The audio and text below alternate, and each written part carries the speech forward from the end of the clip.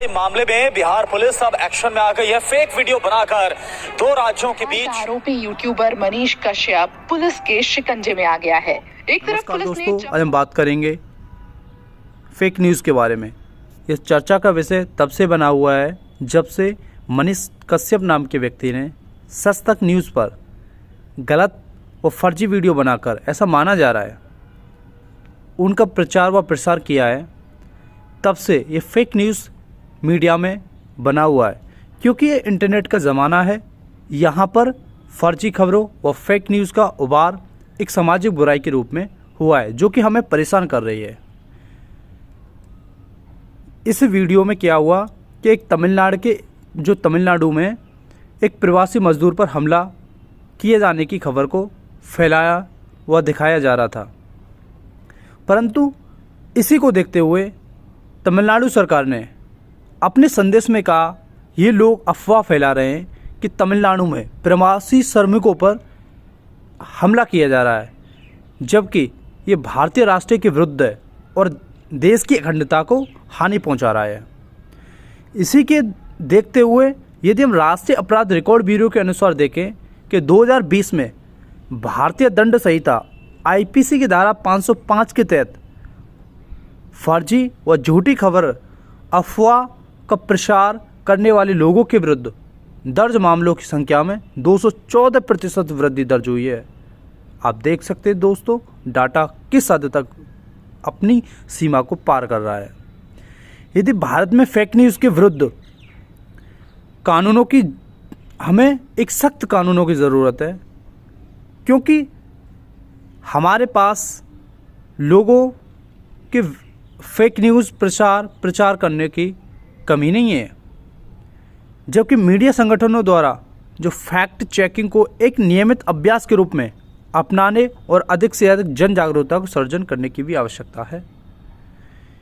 यदि भारत में fake news पर हम अंकुश लगाने की चुनौतियों की बात करें तो इनमें सबसे बड़ा कारण है निम्न डिजिटल साक्षरता, जिसे बोलते हैं डिजिटल लिटरेसी रेट, क्योंकि ये अभी भी हमारे भारत में बहुत बड़ी संख्या में कमी है, जिसमें क्या है, फेक न्यूज़ का हम जो प्रचार आसानी से लोग कर सकते हैं, क्योंकि लोगों के पास जो समाचार के स्रोतों की जो प्रामाणिकता है ना, जिसे वो सत्यापन कर सकते हैं, उनके पास वो कौशल नहीं है। यदि हम ऑक्सफैम की इंडिया इनइक्वालिटी रिपोर्ट 2022 को बारे में जानें, जिसको डिजिटल डिवाइड निकालता है, इसके अनुसार देश की लगभग 70% आबादी डिजिटल सेवाओं के लिए कनेक्टिविटी के अभाव में या खराब कनेक्टिविटी की स्थिति रखती है। भारत में निर्धन जो 20% परिवारों में से केवल 2.7% के पास कंप्यूटर है और 8.9% के पास इंटरनेट की सुविधा है।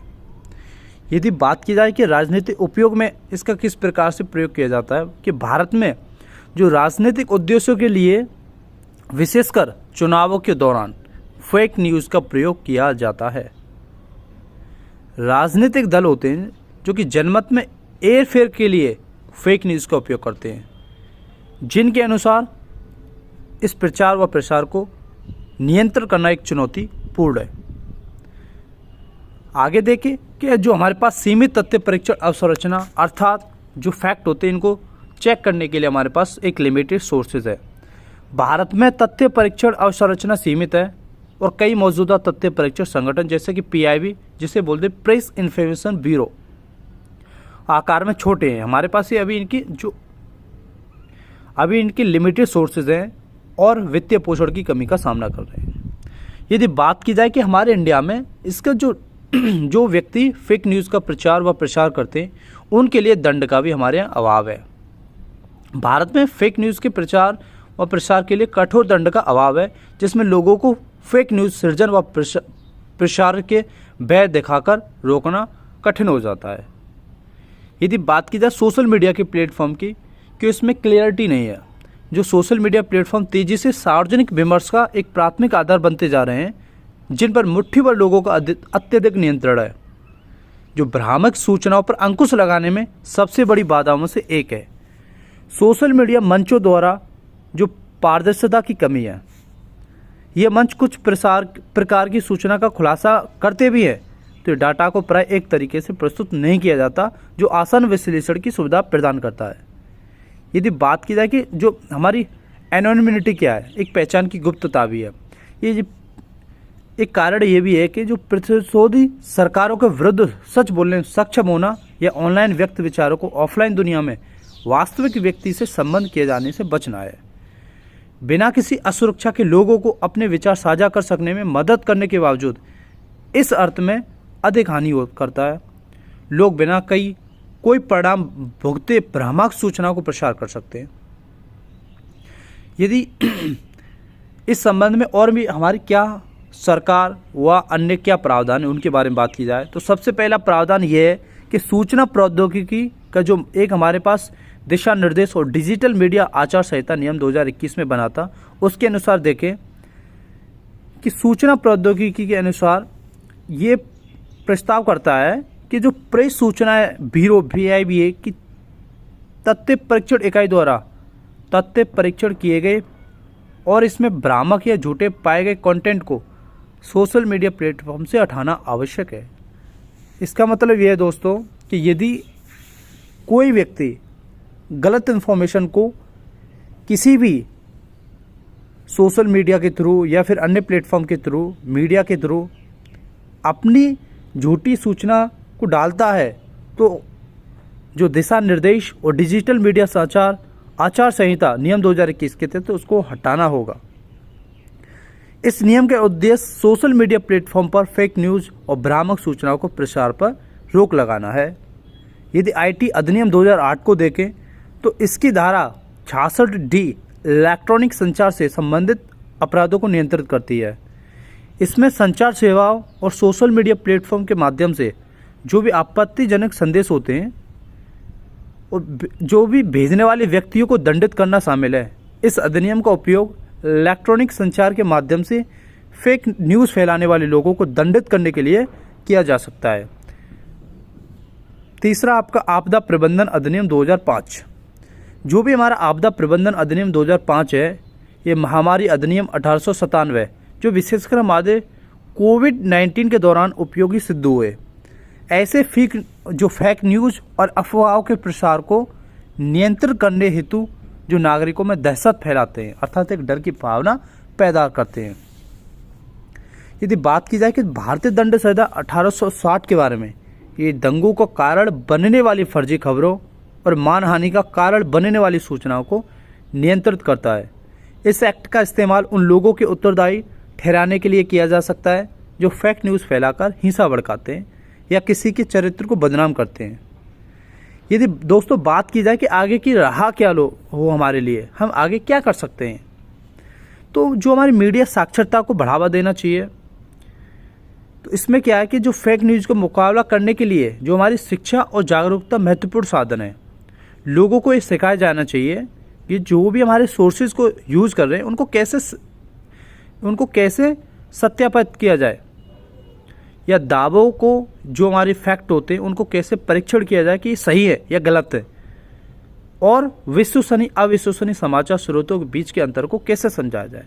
इस पर हमारे काम करने की ज़रूरत है। इस लिटरेसी रेट को बढ़ाना, जो मीडिया लिटरेसी रेट है उसको बढ़ाने की आवश्यकता है।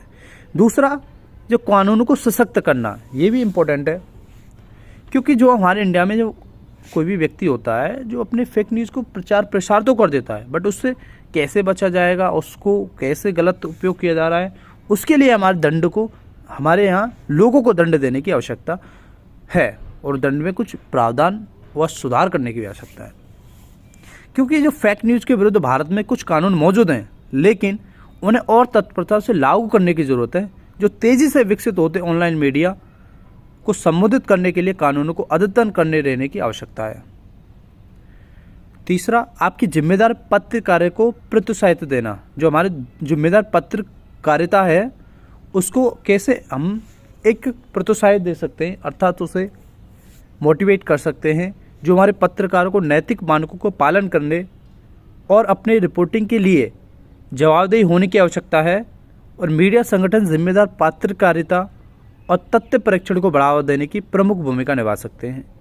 यदि बात की जाए कि सोशल मीडिया कंपनियों को कार्रवाई के लिए प्रोत्साहित करना। जो फेक न्यूज़ की पहचान करने उन्हें हटाने के लिए सोशल मीडिया मंचों को और अधिक सक्रिय होने की ज़रूरत है। वे फेक न्यूज़ की पहचान करने के लिए आर्टिफिशियल इंटेलिजेंस साधनों को इस्तेमाल कर सकते हैं। जो हमारी न्यूज़ स्टोरीज को स्थापित करने के लिए तथ्य परीक्षण संगठनों के साथ मिलकर कार्य कर सकते हैं। चौथा, हमारा तथ्य परीक्षण संगठनकर्ता हमारी जो तथ्य परीक्षण होते हैं उनको कैसे और कौन कर सकता है। जो हमारे फैक्ट चेकिंग संगठन समाचारों की पुष्टि करने और लोगों को फैक्ट न्यूज़ के बारे में शिक्षित करने में महत्वपूर्ण भूमिका निभा सकते हैं। इन संगठनों को सरकार और मीडिया द्वारा एक मोटिवेटेड व सपोर्ट किया जाना चाहिए। जो प्रेस इन्फॉर्मेशन ब्यूरो है हमारे PIB, ये फैक्ट चेकिंग इकाई नंबर में नवंबर 2019 में अपनी स्थापना के बाद से अब तक गलत सूचना के 160 मामलों को भंडाफोड़ किया है। जो हमारी जिम्मेदार सोशल मीडिया उपयोग को और जो भी हमारे सोशल मीडिया पर जिम्मेदार लोग हैं उनको भी मोटिवेट करना चाहिए कि जो भी हमारे व्यक्ति अपने सोशल मीडिया को उपयोग के लिए जिम्मेदारी लेने के लिए आवश्यकता है, उन्हें असत्यापित समाचारों को साझा करने से बचने और ऑनलाइन कंटेंट पर विवेकपूर्ण दृष्टिकोण रखने की आवश्यकता है। आलोचनात्मक सोच और संस्कृति को बढ़ावा देना, जो भी हमारे स्कूलों में है, आम समाज में है, आलोचनात्मक सोच और कौशल को बढ़ावा देने की आवश्यकता है। लोगों की पढ़ी सुनी गई बातों पर सवाल पूछ सकने और सूचना के विश्वसनीय स्रोतों को तलाश करने के लिए हमें मोटिवेट किया जाना चाहिए। I hope you like this information. Please like, share, subscribe. सतर्क रहिए, समझदार बनिए। जो भी न्यूज़ फैलाया जा रहा है उस पर एक बार गौर करिए एंड प्लीज़ थैंक यू।